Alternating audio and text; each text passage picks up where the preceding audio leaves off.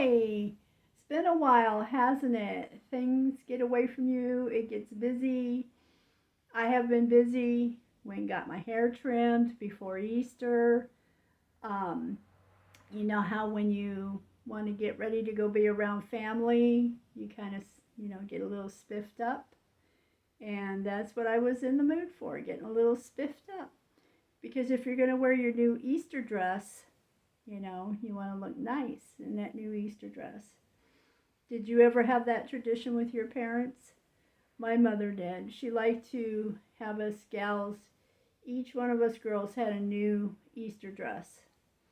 And you didn't get to wear it before Easter. But boy, that dress, it hung there in that closet and it just drove you crazy. You were excited and you had so much energy that you could focus on that dress for hours. And it's just like the fashion faux pas about white shoes. You don't wear it before Easter. You don't wear white shoes after Labor Day. Between those holidays, whites are packed away. So come Easter, with your new Easter dress, you got your new white Easter shoes. And that was the thing that my mother did back then. Leave down in the comments below if your mother had an Easter tradition with your clothing. I'm sure the boys had pants, slacks. Maybe they had a tie, whether it be a long tie or bow tie. Whatever kind of outfit you had that was tradition in your family when you were a kid. Leave it in the comments down below.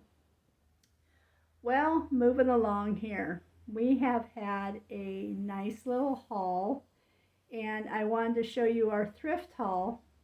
And I'll start with this teacup with the little roses on it.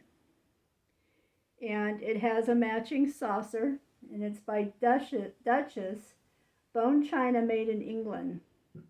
Very nice. It has gold trim on the inside. Just very nice little roses on it. Very delicate. Just love it. That was $3. This here, I believe, was made in a craft shop. It was made unmarked, and it has a more modern fit type of plastic pump. So somebody took the time and the energy to find the pump that would work on this. This had to have been handmade somewhere around the 50s, 60s. I don't think any later than the 70s. And this was $3. Look at those delicate little roses on there. And look at the blue painting on top. Isn't that just gorgeous? And it's like that all the way around. And you could just see little areas of the paintbrush where they have painted by hand the little touches. And you can see the way the flowers are shaped, that they are hand painted with a brush. And so somebody went to a nice little craft class and made that. I'm sure that's where that came from. Now this here is unmarked on the bottom. If it's an older piece, I believe that this was made in America. That's what I'm to understand. If it's unmarked on the bottom and it's an older piece, it was made in America. And there are little tiny soft delicate purple flowers on the front there. There's gold fleck trim on the top. And what this is, it's a sugar bowl for sugar cubes because it does not have a rim. It does not have a lid. I wanted one for sugar cubes because I prefer the cubes over the granular for making my tea. And the man had it advertised as a teacup. It is far too big to hold with your hand as a teacup. It would just not work. And so this was just perfect. This is just what I needed for the sugar cubes. But he thinks it was a cup. I told him, I said, no, I'm sure it was a sugar bowl for the sugar cubes. And then we have this teacup and saucer set. And I think this is more like 60s, maybe 70s. And there are leaf print on the inside of the cup. You can see the falling leaves inside the cup. This is the design on the outside. There you go, both sides of the cup. And here's the matching saucer. Okay, and this is made by Embassy Ware, England. Bone china. Okay, so because of the design of the flowers, it almost reminds me of flower power design. So that's why I'm thinking 60s or 70s. I don't think it would have been made before then. I don't even think it would have been made after then. I don't know, were people doing china in the 80s? And then there's this little creamer. $2 for this little creamer.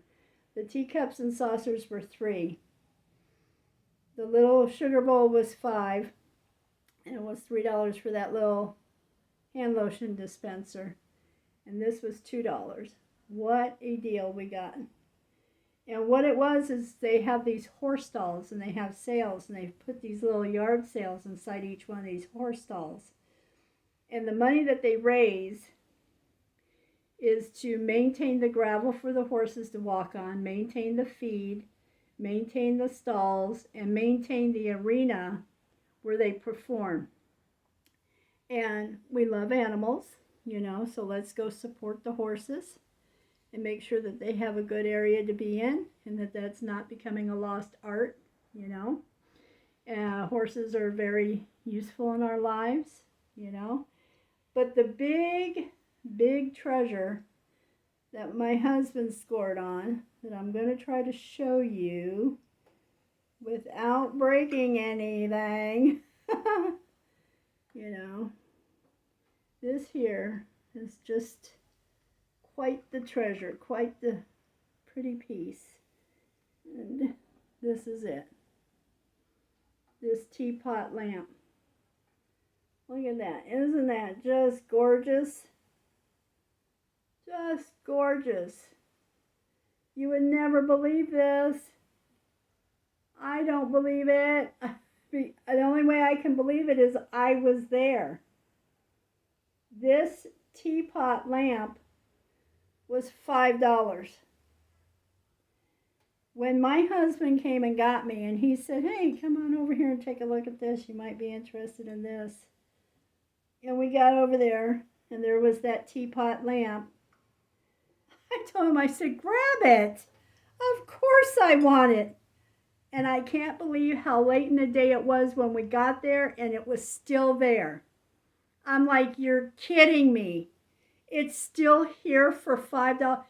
It, as some of my friends say, it was meant to be.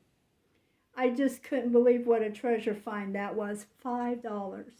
Anyways, enough about that. Now, while we were at the get together, you know, interesting conversation, I have a special request from a child to make them a penguin. What an honor for a child to request that I can make them a penguin. Okay, I might be because I made them an elephant. So anyways, they have requested a penguin. But they have specifics that they have told me that they're looking for, that they want on their penguin. They want a very light yellow, very pale yellow belly. Okay? They want a very light blue bow tie for their penguin. So this is going to be interesting on how this is going to turn out. And the penguin, I'm thinking for the belly, should I just buy yellow fabric and cut a belly and sew that on there? Or should I paint the fabric? You know, what do you think? You can leave it in the comment section down below. What do you think? What's your opinion? What would you do if you were to make the belly yellow on a penguin for a child that has requested you make them a penguin?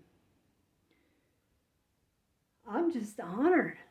I am honored that that child has asked me, has picked me to make that penguin for them. And I am going to do it. I will do the best that I can. Now, I thought I would have to draw out the penguin pattern myself and do it that way. I went online looking, and they actually have a penguin pattern. So I'm like, oh, must not be the first child in the world to ask for a penguin. But the kids are into stuffies right now. And I had asked, is this from a video game? Is this from a cartoon you're watching? Is this from a movie? They go, nope. I said, does one of your friends have a penguin like that? Nope. But like I said, the kids are into stuffy, so maybe they came up with this idea all on their own. But what an honor to be asked, to know that this child has the faith that you can do it.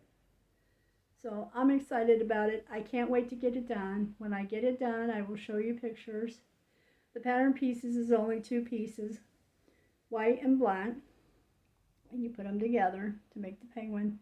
But it's going to be the belly that will be my challenge. Okay? And then we'll see how that goes. And I'll keep you posted on that. And while we're over here talking and discussing things, how about if I say, if you like my videos, would you please click like and subscribe? And I thank you if you do. I thank you for watching my videos. I thank you very much. And coming up, I have no clue, no idea what I'm going to get myself into next. Who knows? I just have this way of getting myself into things, And I do have a special trip coming up this summer, though. And I will be meeting somebody that I have met on Facebook. And so we're going to meet up and maybe, possibly, have a cup of tea together. Alrighty. Well, I will keep you posted. Have a fantastic day, and I will see you next time. Bye.